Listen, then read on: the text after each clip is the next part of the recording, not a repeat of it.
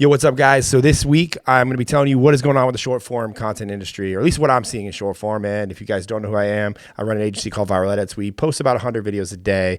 We do over $100,000 a month. And to date, I've made almost $3 million doing short form for other people.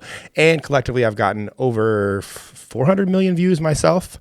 So yeah, you guys can fact check that. All of it's public. I talk about it all the time. Anyway, so right into this, we are going to go into kind of like, I want to give you guys some quick wins, something you could do that I've seen this week. If you guys make car videos right now, you will get views.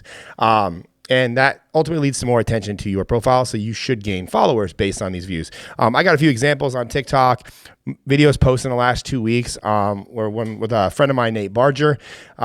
He has a huge car collection, and just so you guys know, it's not hard to find people with nice cars in your local area to go ask them questions about their cars, ask them how they afford their cars, all these things. Like, people are genuinely interested in cars, myself included. I'm a car guy. I used to street race, made videos about that went viral. Cars have been going viral for me, or car videos where I reference cars and certain things for, Luis, over 2 years now. Yeah, minimum like 2 years now. So I don't foresee cars going away. And the reason they work so well is people are so fucking opinionated about their cars. I mean, I had some hater in my comments talking shit about my Porsche. Like, I don't give a shit what you think about my Porsche. Fact is, I bought my Porsche because I like the car. Like, I didn't buy a new one because that's stupid. They depreciate really fucking fast. I bought a used one, bought it cash, and I lifted. I just recently put mine on 33-inch tires. That's not a practical thing to do. It's actually pretty stupid. The car rubs now all the time. Like, but I love it. It looks like a little monster truck, a little rally car. And I'm going to keep sinking money into that car. See how passionate I am about cars? People get passionate about their cars, so they make good videos about their cars. For instance, this video I did with Nate, it was about his entire car collection. It got 890,000 views on TikTok. And the hook was, what's the dumbest option you paid for on your Bentley? That's a pretty good hook if you ask me. I didn't script that. I just asked him that question. In this video, like I said in my last State of the Union, State of the Short Form, you average around 1,000 followers for every million views you get. And this got me almost 2,000 followers for almost a million views. I got 1,684 from that video for 890,000 views. So, and these videos, I'm not saying this shit's easy either. I don't want people to get confused. Getting a lot of views is hard. 890,000 views. This costs me an entire trip to Ohio. Like, as in, I bought a flight for myself and my guy Luis, who usually flies with me all the time. Nate is a client of mine, so yes, it was work that we had to do. We did a lot of videos for him. But when I'm there, I like to film some videos to kind of show what I'm doing. And this was, if you factor in, I probably paid, let's say $600 for each flight. We had 2 nights in a hotel. We had some meals, and I had to leave my family and go to Ohio. Collateral damage, if you will. I got to leave the home front. So that's what I spent to get 1,684 followers and 890,000 views. But that's not all, because shortly after that video was posted, this is all on my TikTok. It's all public. You guys can look this shit up. I did another one. It got 80,000 views with his Grand National. Then we did another one with his Viper that got 318,000 views on TikTok. And then if you go over to my Instagram, me and him did a video about his Viper, very similar to the one I did, same footage, and it got 1.8 million views on my Instagram. So just so you guys know, when I reference this stuff, I'm like literally going viral like now. Like, this isn't hypothetical. This isn't I made a video a year ago. This is like what's working right now. So car videos, go make some. And that'll conduct this chapter, this video, which would be about cars. And you can, before I end this, you can make a lot of videos about cars. You can go interview people about their car. You can just talk about cars. You can talk about your car. It doesn't have to be a nice one. I promise you. I want to challenge somebody to make a video about a Toyota Camry and get 1 million views, because I think it's possible. Even though the Camry is probably not the coolest car, it's very practical. There's more Camrys sold in the U.S., I think, than any other car. I don't know if that's 100% true, but there's a lot of them sold. So go make some car videos. Get out of your bubble of talking about your stupid niche that nobody on the internet cares about. Like, they want to know about you, what you like. That's how you get views. So moving into the second thing I want to rant on, and that is scripting.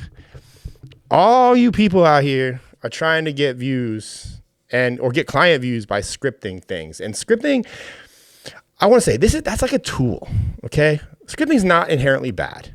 If you need to conduct your thoughts and write them down on a piece of paper to get a good video, just so you know, I'm not doing that in these videos, because if I can speak a good video without thinking about it, or like very minimal thought, I'm going to beat whoever is scripting. And that's how your clients are thinking too. They don't want to rely on somebody to feed them what to say. And they may do it for a little bit, but if your whole business is based around scripting videos for your clients, eventually the client's going to realize that, yo, this like 20-year-old kid is controlling what I'm saying. And your client's probably going to figure out other ways to get better at filming. And this is hard because business owners and people that you're selling to, they don't really know what to say on video. And you should help them with topics. You should help them come up with things to make videos about, but you should never script what they say, because this creates a lot of problems for the person in the videos or the brand, because if all your videos are scripted, you will have a very hard time talking on a podcast. You will have a very hard time talking in public. You will have a very hard time talking on a video just like this, just a long form video. Like, I can turn the camera on and just start talking. And the only way to fix this is if you're struggling with, what do I say? How do I say things? Is reps. There's a weight set behind me. You can't walk into a gym and start benching 315 or 405 day one. Some people might. And you are a unicorn and you're really freakishly strong, but the average person, it's going to take probably 2, 3, 4 years. And they might even not ever see a bench press of that weight. And the same thing is about videos. The same thing is the more videos you make, the more you practice speaking. And this is where like editing comes into play, because I edited my own videos for a very long time, and I still edit a lot of my videos to this day. You kind of get annoyed by your own mistakes, and you learn how to make yourself better by editing yourself. I used to say the word like 80 times in a podcast. Like I'm trying to say it right now. Like literally, it just comes out, and you kind of get annoyed with your own speech patterns, and it forces you to speak better, and it forces you to get better at what you're doing. So if you are relying on somebody to script, or you're paying for somebody, or you're providing scripts for somebody, that's a very limited business model. And also a very creatively taxing one on the person who is writing the scripts, because you can only script so many people before you run out of things to script. And people generally, it's going to be very hard for you also to find good script writers, because if you're a good script writer, you're probably a good copywriter, and you're probably, if you're a good copywriter, you can only do so much in a day. So you're going to be limited to have to recreate yourself. And just like trying to recreate yourself and find good editors and good anybody, it's hard. Hiring people is a very hard task. I hire, I have currently 11, contractors / people that work for me. And I'm always trying to replicate myself and replicate other members of my team who are really good at specific things. And it's not easy. Listen to anybody talk. Hiring people is one of the hardest things to do. And it's also, when you do it, it's also very freeing, because it allows you to let go of some of that creative capacity and put it onto other people, but also allows you to do things so you can get better. So point being is scripting is, I don't know. I just feel like people put way too much emphasis on this. And again, I keep coming back to this is what you're selling to get clients. If you are selling scripting services, and, if I were somebody who's paying for scripting services, I would immediately be trying to steal how you're scripting so I could do it for myself, because I'm not going to continue to pay somebody who is unreliable and who is, and not saying you're unreliable right now, but try scripting somebody's words for a year and a half. It's going to get hard. It's easy at first, but it's going to get hard. And that's when people are going to cut the cord, unplug you. And that's one thing I talk about a lot in any of my stuff. You want to be hard to unplug. Yes, if you are scripting every word somebody's saying, you would be very hard to unplug. But how long can you do that for? Eventually the results will slip, and the client will start asking what's going on, and then they will cancel you. So you need to coach your client. You need to help them get better. You need to get better. People don't really, I don't really have to pitch our services for my company very hard, because I can make a video saying, look at the views that I'm getting right now on my account. And I also have other accounts where I can just as easily, because then I get a lot of, haters that are like, oh, well, you work with the biggest clients and you have them in your videos. Well, no, you can look up an account that I made, Ryan Magin 6, which is on TikTok. It's like, I haven't posted in a while, but I'm going to start again because it's fun. That video got almost 3 million views, and I only posted 14 videos. So that's a brand new account. Both of those people that were interviewed on that account are from my local area. I didn't even travel for those videos. So this is something we do, and I like to think I have a talent for it. So it's fun, but none of these are scripted. Yes, I have an idea of what questions I want to ask people, but even when I'm making these videos, I just have topics. And I also, it helps to bounce ideas off somebody. Like I have Dre and Luis who are, behind the camera lens that you can't see right now. Before this video started, I kind of talked through, all right, let's talk about this. Let's talk about this. Let's talk about this. But it's not about like, they're not going to tell me what to say. So if you're doing that for your clients, I would urge you to stop. I would urge you to pivot away from that. And if you're a business owner and you're paying for that service, good luck. Eventually you're going to realize that some 20-year-old kid is controlling your entire brand. Not a good place to be. And no disrespect to the 20-year-old doing this. Go get your money. But next chapter, what are we talking about, Luis? Creator I'm liking right now. Actually, Luis comes out from the office the other day, and we have a studio here. This is one of the sets. This is the gym set. We have some fitness clients that come film with us, so I bought a gym for the studio.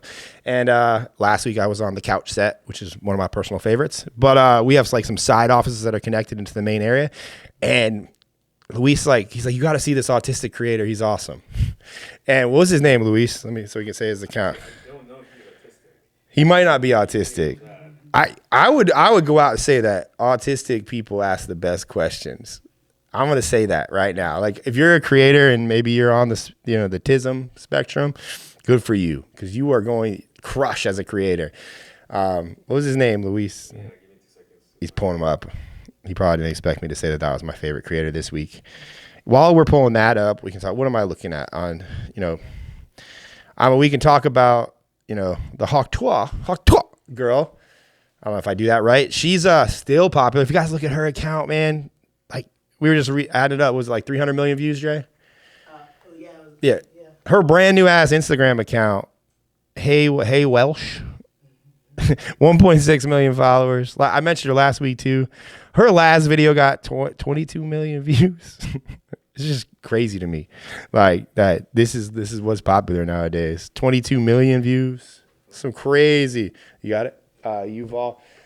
So the autistic creator, or we think, I don't know if you're watching this, bro, Yuval the Terrible. He's got 3.1 million followers, man. He gets some insane views in some of his videos. But the thing is about him, he goes into so much detail about what he is talking about. And that's what I think a lot of people lack. You want to dig down into what you're asking, keep asking questions or keep explaining things, over explain things. I just said that word again. I just called myself out. He made a video about a pizza place, got 25.9 million views, 1.8, 1.1, almost every single video this guy makes gets millions of views. And the one that we were looking at, he had 11.8 million views. He basically just found the exact hotel that somebody was staying at through searching photos and certain things. But the way he watches his video or explains things in his videos, it's so detailed and impeccable that you can't help but keep watching.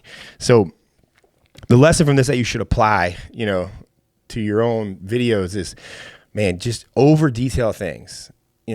Explain things into a way that, I know that the internet likes to say, dumb things down to a second grade level or whatever they say, but you gotta you gotta really explain things like the viewer is not smart.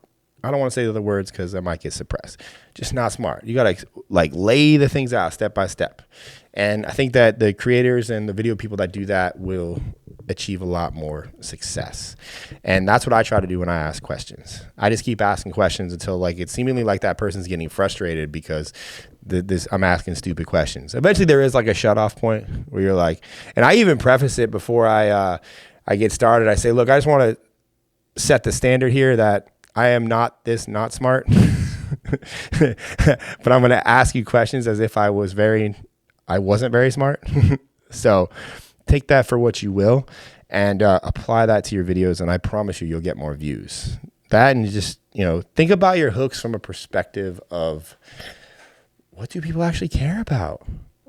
Not what video I saw, what hook I can steal, but if you look at my car videos, some that have done well for me, what's something weird about And the other one would be like, what's the dumbest thing you bought here? Or what's the dumbest thing about this? And dumb is like, it's a kind of a PG word. It's like, oh, that's dumb. It's not like stupid or like, so you got to be careful what you say too, because suppression is real. So should I end this one here, guys? How long have we been going? All right. Well, I'm going to go and wrap this up. Broke Luis's phone. If you enjoyed this video, give me a follow on TikTok, Ryan.Magin. Follow me on Instagram. All the links are below.